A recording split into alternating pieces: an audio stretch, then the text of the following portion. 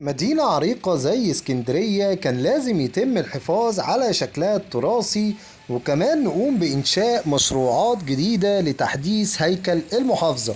خلينا أقول لحضراتكم إن ميدان محطة مصر واللي احنا شايفينه قدامنا دلوقتي عشنا معاه ذكريات كتير جدا بالرغم من العشوائية والزحام اللي كانوا موجودين في الميدان. احنا دلوقتي في طريقنا لأقدم شوارع اسكندرية عشان نشوف حقيقة إزالة كل بائعين الكتب، وكمان هنشوف ايه التكسير اللي موجود في شارع النبي دانيال من أجل أعمال التطوير. كل ده هنشوفه مع بعض النهاردة بإذن الله، بعد ما حضراتكم طبعا تشرفوني بالاشتراك في القناة وتفعيل الجرس على الكل عشان يوصل لكم مننا كل جديد بإذن الله. بنتابع وبنغطي أهم وأجمل المشروعات اللي بتقام حاليا في محافظتنا اسكندرية. عشان تتابع معانا كل جديد اوعى تنسى الاشتراك، ويلا بينا نبدأ حلقتنا ونروح شارع النبي دانيال.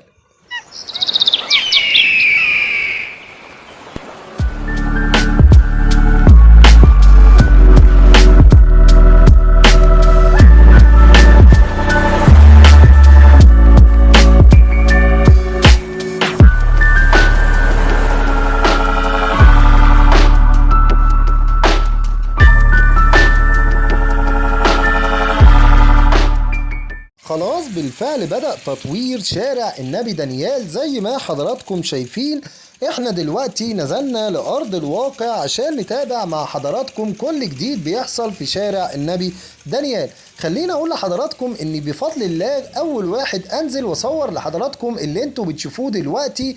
بحاول كمان اوريك اللوحة الخاصة بالمشروع واللي المفروض طبعا هتكون ده الشكل النهائي بعد انتهاء الاعمال اللي بتحصل حاليا في شارع النبي دانيال. والايام اللي جايه باذن الله برضو هنفضل ننزل مع حضراتكم عشان نعرف اخر تطورات المشروع الهام جدا. وهنعرف دلوقتي كمان في خلال الفيديو هل هيكون في ازالة لمحلات واكشاك الكتب، واللي طبعا بتعتبر من اهم واشهر اكشاك الكتب داخل محافظتنا اسكندرية. كمان هنتعرف على مدة تطوير الشارع، وكمان هنعرف برضو مع بعض الهدف من المشروع. شارع بحجم وتاريخ شارع النبي دانيال واللي يعتبر من أقدم شوارع العالم، وتم إنشاء الشارع منذ إنشاء مدينة الأسكندرية. وطبعا تم إنشاء الشارع بأمر من الإسكندر الأكبر، واللي طبعا زي ما احنا عارفين هو اللي قام ببناء الأسكندرية. ولكن على فترات بعيدة كانت بتطول اهتمامات الدولة من أجل طبعا النظر لتطوير الشارع بعد تعرضه للإهمال الكبير.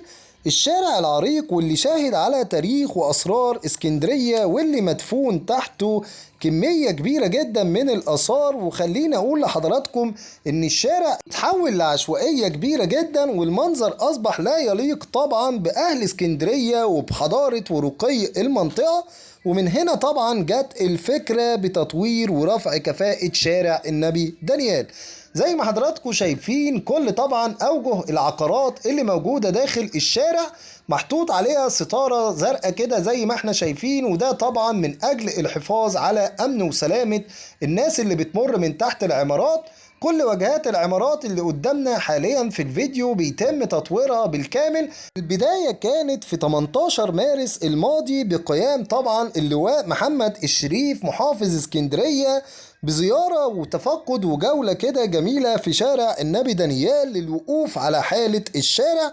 وفي وقت الزيارة ديت أعطى إشارة البدء في تطوير ورفع كفاءة شارع النبي دانيال.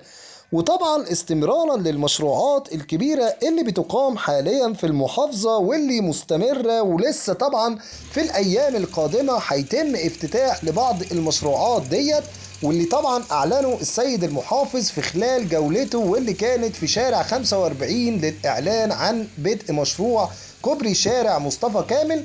أعلن إن في الأيام القادمة طبعا هيتم افتتاح مشروع حلقة أسماك اسكندرية، الحلقة الكبيرة واللي موجودة في منطقة الأنفوشي، في خلال من شهرين ل3.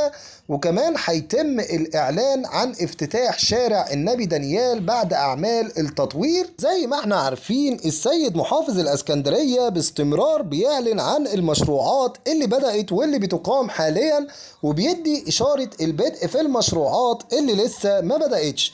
خليني اقول لحضراتكم جزئية هامة، ان تكلفة مشروع تطوير شارع النبي دانيال ورفع الكفاءة في الشارع هيكون 103 مليون جنيه. هتتم طبعا من خلالهم تطوير ورفع كفاءة الشارع، واللي بيبلغ طوله 730 متر، وبيربط بين منطقة محطة مصر في وسط الاسكندرية حتى شارع سعد زغلول بمنطقة محطة الرمل.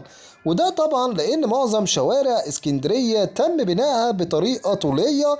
معظم الشوارع زي ما احنا عارفين في محافظتنا كانت بتتبني بطريقة طولية، ويوجد شوارع تانية طبعا عمودية عليها زي شارع النبي دانيال. الشارع ده يا جماعة كان الشارع الرئيسي اللي بيربط ما بين محطة مصر ويوصل لكورنيش اسكندرية. وحاليا الأعمال شغالة في الشارع زي ما حضراتكم شايفين، وبيتم طبعا تطوير جميع وجهات المباني زي ما قلنا. وهيتم كمان عمل حاجة جميلة جدا يا جماعة، هيتم توحيد اللون لجميع المباني زي ما احنا قلنا في بداية الفيديو. هيتم طبعا توحيد جميع الألوان، وده أهم حاجة فيه هتكون الحفاظ على التراث التاريخي والشكل الجمالي لكل المباني. ودلوقتي بقى خلينا نروح لجزئية هامة جدا. طبعا حضراتكم شايفين احنا كده بقى في منتصف الشارع، شايفين طبعا الاعمال اللي بتحصل في الارض. طبعا كل الاسفلت القديم ده هيتشال يا جماعه، وهيتم عمل طريق جديد واسفلت جديد طبعا. دي بقى على كده حضرتك بقى الجزئيه الهامه، هيحصل ايه مع الاكشاك اللي موجوده في الشارع واصحاب الاكشاك ديت. خلينا اقول لحضراتكم ان اصحاب الاكشاك اللي موجوده حاليا هيتم عمل تصميم جديد للاكشاك ديت، كلها هتبقى نفس التصميم باذن الله، تصميم موحد. وبعد التطوير هيتم إعادة الشاغلين للأكشاك بعد طبعا أعمال التطوير. والفكرة من كده الانتهاء من الباعة الجائلين. وحاليا زي ما احنا قلنا بيتم تكسير الشارع عشان نقوم مع عملية الأسفلت الجديد.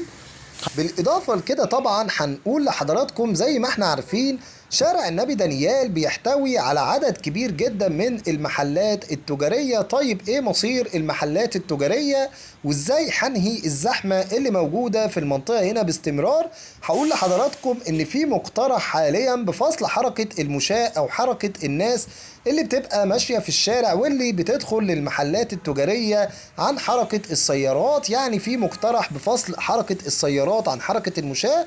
ان شاء الله طبعا يتم تنفيذ المقترح، وده طبعا هيسهل على المرة. زي ما احنا شايفين كده يا جماعة اشكال المباني في المنطقة هنا كلها، المباني كلها تاريخية وتراثية وقديمة جدا جدا جدا. فإن شاء الله يتم طبعا تطوير المنطقة بالكامل، ويتم فصل حركة المشاة عن حركة السيارات، ويرجع الشارع لشكله الطبيعي، الشكل اللي يليق بشارع عريق زي شارع النبي دانيال. شارع يعتبر من أقدم شوارع العالم وأقدم شارع في الإسكندرية.